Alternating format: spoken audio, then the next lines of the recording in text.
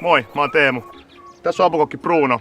Tänään me tehdään välimerihenkinen lammasvarras. Laitetaan joukkoon valion paprikalamastoa koskenlaskijaa.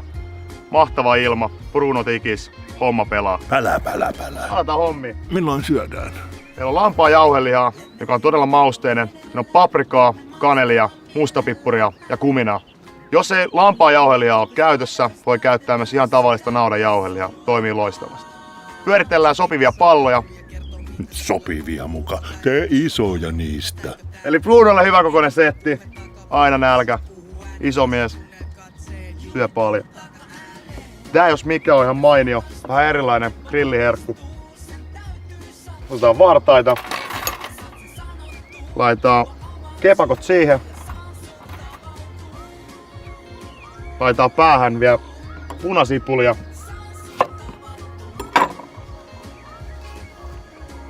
Näin, grilli kuumana, vartaat sisään. Hyvä väri.